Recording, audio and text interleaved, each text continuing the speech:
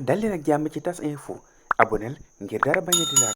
Message à la nation du président de la République, son Excellence, Monsieur Macky Sall. Le 3 juillet 2023. Mes chers compatriotes d'ici et de la diaspora. C'est en forte conscience des responsabilités qui m'incombent que je voudrais m'adresser à vous, ce soir, en ma qualité de garant du fonctionnement régulier des institutions, de l'indépendance nationale et de l'intégrité du territoire.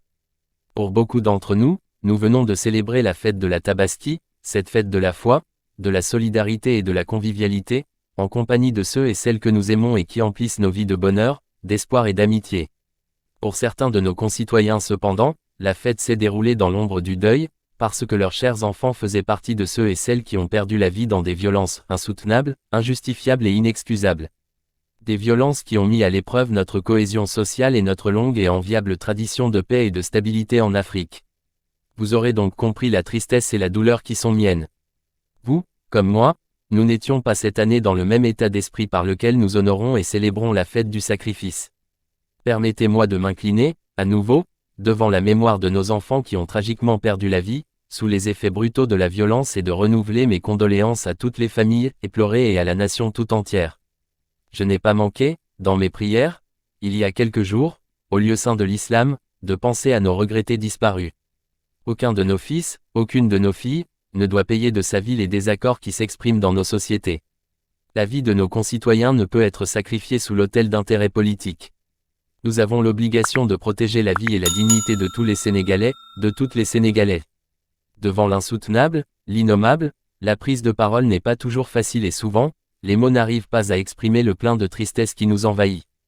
Nous avons vécu des événements particulièrement graves, marqués par une violence sans précédent, occasionnant des morts et des blessés, ainsi que la destruction massive de biens publics et privés.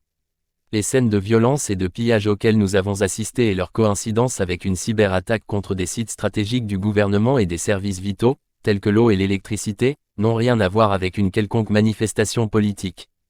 Rien, ni aucune revendication ne saurait justifier qu'on tue, qu'on diffuse des messages de haine et de violence dans les réseaux sociaux, qu'on saccage et brûle des biens publics et privés, y compris des moyens de transport, des commerces, des lieux de culte, des domiciles, des consulats, des ambulances, même un corbillard, des universités et des écoles comme pour éteindre la lumière du savoir, réduire au silence notre élite et notre relève scientifique et intellectuelle et plonger notre pays dans les ténèbres de l'obscurantisme. L'objectif funeste des instigateurs, auteurs et complices de cette violence inouïe était clair, semer la terreur, mettre notre pays à l'arrêt et le déstabiliser. C'est un véritable crime organisé contre la nation sénégalaise, contre l'État, contre la République et ses institutions. Face à ces actes inadmissibles, l'État est resté debout et le peuple sénégalais, attaché à son vivre ensemble, a refusé de tomber dans le piège de cette machination insurrectionnelle aux antipodes des valeurs démocratiques et qui visait à s'emparer du pouvoir par la violence et détruire notre modèle de société.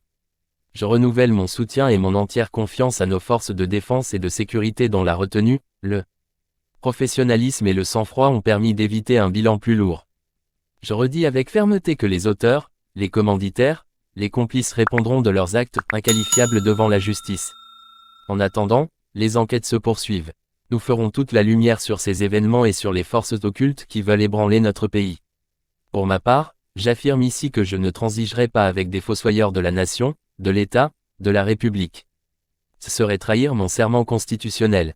J'exprime encore ma profonde compassion et ma solidarité aux victimes de ces actes criminels qui ont perdu leurs biens, fruits d'années d'investissement, de labeur et d'efforts quotidiens. Je pense également à toutes celles et tous se plonger aujourd'hui dans la détresse, parce que leurs emplois sont perdus ou menacés. C'est le Sénégal qui se lève tôt, qui travaille dur toute la journée et qui se couche tard qui est ainsi atteint. J'invite fortement les parents et les familles à plus de vigilance.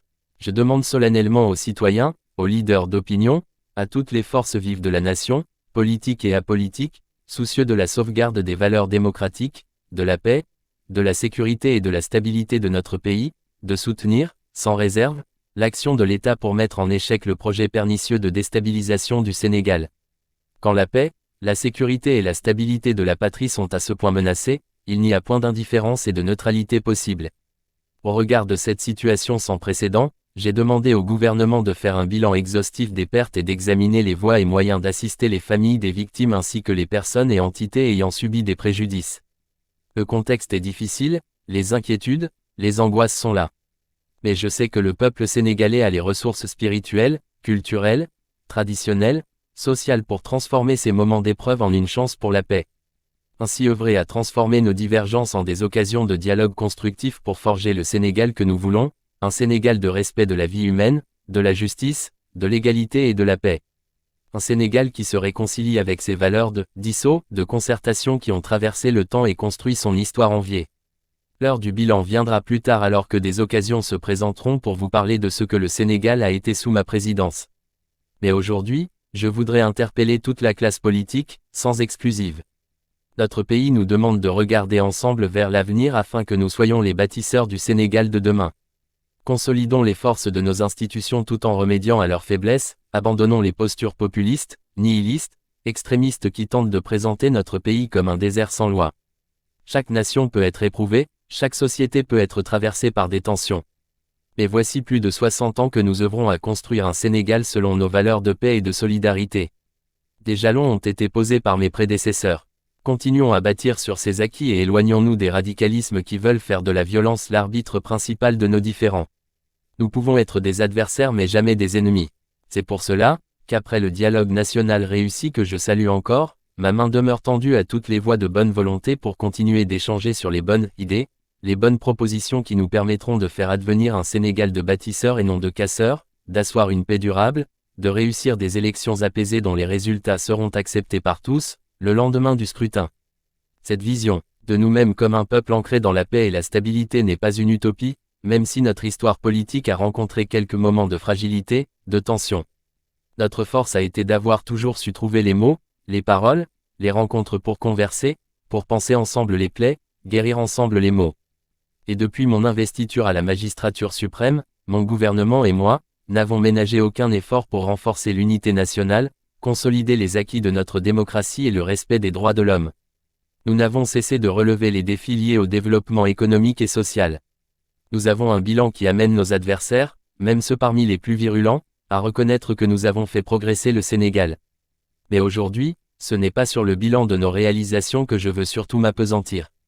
Je veux parler avec vous de notre avenir en tant qu'il est façonné par les dynamiques de notre présent, de nos aspirations les uns à l'égard des autres, de la promesse que chacun peut être pour l'autre dans la construction du Sénégal que nous souhaitons léguer à nos enfants.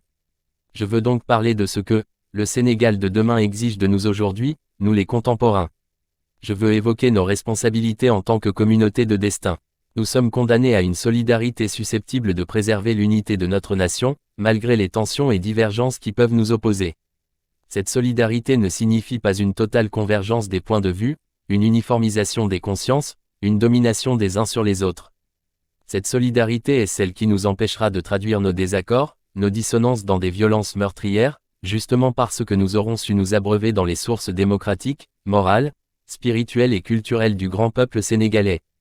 Cette solidarité, mes chers compatriotes, c'est celle qui poussera chaque individu à développer les comportements qui ne menacent pas l'avenir de notre nation. Cette solidarité enfin, c'est celle qui fera de chacun, de chacune de nous, une digue contre la violence. J'entends bien les aspirations du peuple sénégalais, de sa jeunesse en particulier, de ses attentes légitimes en matière de justice socio-économique, de création d'emplois, de renforcement du système d'éducation et de formation professionnelle, de meilleurs cadres de vie. Je comprends la volonté de notre jeunesse de vouloir vivre une vie qui vaut la peine d'être vécue, ici au Sénégal et non ailleurs. C'est justement à nous concerter à repenser ensemble cette solidarité que nous parviendrons, en tant que société, à répondre aux justes revendications de notre jeunesse et de l'ensemble des citoyens sénégalais. Jamais la violence n'a permis à un pays de répondre aux aspirations de sa population. Loin d'être une solution, la violence et les discours qui la construisent sont les signes d'une démission morale, intellectuelle, politique et citoyenne. N'est-ce pas à inventer, à réinventer de nouvelles manières de penser le développement de notre pays et de l'Afrique que nous devons nous atteler afin d'assumer notre destin dans un monde de plus en plus instable? Mais pourrait-on collectivement nous ouvrir à des possibles, produire le meilleur de nous-mêmes, si nos intérêts politiques personnels nous dressent les uns contre les autres, poussant ainsi une partie de la jeunesse dans la banalisation de la violence? À l'heure où se reconfigurent les rapports de pouvoir au niveau global, où la révolution numérique nous plonge dans des ailleurs incontrôlés, le Sénégal et l'Afrique de manière générale, ont plus que jamais besoin de se réarmer scientifiquement et intellectuellement par la production des savoirs et des savoirs. Faire capable de défendre l'intérêt de nos populations et de nos cultures. Nous avons des intelligences et des ressources humaines, ici, mais aussi disséminées à travers le monde, que seul le sens de la solidarité pourrait mobiliser au service d'une Afrique forte dans un monde malmené par des luttes d'influence et de domination. La violence est un frein à la mise en œuvre de nos capacités, de notre engagement à faire émerger un Sénégal prospère, un Sénégal de richesse partagée, bref, un Sénégal de tous, un Sénégal pour tous. C'est fort de la conviction d'un Sénégal enraciné dans les vertus de la paix et du dialogue, que j'ai appelé à l'organisation d'un dialogue national ouvert, pluriel et inclusif. Je ne saurais assez remercier le coordonnateur de ce dialogue national ainsi que les présidents et rapporteurs de commission, de même que tous les participants, sans exception, qui ont su mettre le Sénégal au-dessus de tout pour produire, en un temps record, des recommandations fort stratégiques, sur les différentes dimensions de la vie sociale, politique, économique et culturelle de notre pays. Je salue les conclusions très positives du dialogue national dont la mise en œuvre débutera cette semaine par la saisine de l'Assemblée nationale pour la modification de certaines dispositions de la Constitution et du Code électoral entre autres. Mes chers compatriotes, s'agissant de l'élection présidentielle du 25 février 2024, je tiens à ce que le gouvernement prenne toutes les dispositions pour une bonne organisation du scrutin, comme par le passé. En ce qui me concerne, j'ai suivi avec beaucoup d'attention et d'émotion les différentes manifestations de soutien à ma candidature pour un second quinquennat. La dernière étant celle des 512 maires et présidents de conseil départemental sur les 601 que compte notre pays. À cela s'ajoutent les soutiens de la diaspora, de mouvements de jeunes, de femmes, de nos respectés sages, d'enseignants, d'arabisans, de religieux et bien d'autres groupes, tous déjà prêts pour mener le combat de ma réélection. À tous ces compatriotes, je voudrais exprimer ma profonde gratitude en réservant une mention spéciale et toute particulière à la coalition BBY, à mon parti l'Alliance pour la République et à la grande coalition de la majorité présidentielle. Mes chers compatriotes, ma décision longuement et mûrement réfléchie est de ne pas être candidat à la prochaine élection du 25 février 2024. Et cela, même si la Constitution m'en donne le droit. En effet, depuis la révision constitutionnelle de 2016, le débat juridique a été définitivement tranché par la décision du Conseil constitutionnel numéro 1C2016 du 12 février 2016. Je sais que cette décision surprendra tous ceux et celles nombreux dont je connais l'admiration, la confiance et la fidélité sincère. Elle surprendra aussi ceux et celles qui souhaitent me voir encore guider la construction du pays qui trouve de plus en plus ses marques. Mais le Sénégal dépasse ma personne et il est rempli de leaders également capables de pousser le pays vers l'émergence. On a tant spéculé, commenté sur ma candidature à cette élection. Cependant, je n'ai jamais voulu être l'otage de cette injonction permanente à parler avant l'heure, car mes priorités portaient surtout sur la gestion d'un pays, d'une équipe gouvernementale cohérente et engagée dans l'action pour l'émergence, surtout dans un contexte socio-économique difficile et incertain. Contrairement donc aux rumeurs qui m'attribuaient une nouvelle ambition présidentielle, je voudrais dire que j'ai une claire conscience et mémoire de ce que j'ai dit, écrit et répété ici et ailleurs, c'est-à-dire que le mandat de 2019 était mon second et dernier mandat. C'est cela que j'avais dit et c'est cela que je réaffirme. Ce soir, j'ai un profond respect pour les Sénégalais et les Sénégalaises qui m'ont lu et entendu. J'ai un code d'honneur et un sens de la responsabilité historique qui me commande de préserver ma dignité et ma parole. Je rends ici un hommage à mes prédécesseurs, les présidents Léopold Sédar Senghor, Abdou Diouf et Abdoulaye Wade dont les parcours sont, bien sûr, différents mais qui ont contribué chacun à construire l'image de ce Sénégal démocratique qu'il faut perpétuer. Je ne saurais faire moins. D'ici la transmission du pouvoir au futur président de la République, Inch'Allah, le 2 avril 2024, j'assumerai avec responsabilité et fermeté toutes les charges qui incombent à ma fonction. En vertu du mandat que vous m'avez confié et en étroite cohérence avec mon serment constitutionnel, je continuerai de consacrer toutes mes forces à défendre, sans faille, les institutions constitutionnelles de la République, le respect des décisions de justice, l'intégrité du territoire, la protection des personnes et des biens. Je resterai à vos côtés, à votre écoute et au service de la République et de la nation.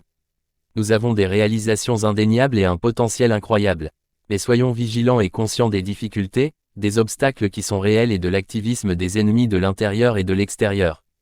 L'enjeu essentiel pour moi, c'est que notre cher Sénégal, ce pays que j'ai à cœur, que vous avez à cœur, garde le cap vers l'émergence dans la voie de l'action, de la paix, de la stabilité, du respect du droit, de l'ordre public, dans l'unité nationale et la cohésion sociale.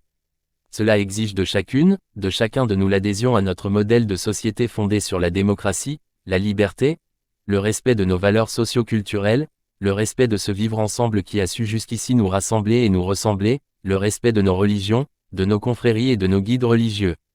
En somme, le respect de notre identité collective sénégalaise qui est ancrage dans le socle socioculturel sénégalais et africain, mais aussi ouverture dans la modernité. C'est seulement ainsi que nous pourrons poursuivre, ensemble, épaule contre épaule, notre élan commun vers notre destin commun, fidèle à notre devise nationale, un peuple, un but, une foi. Vive la République!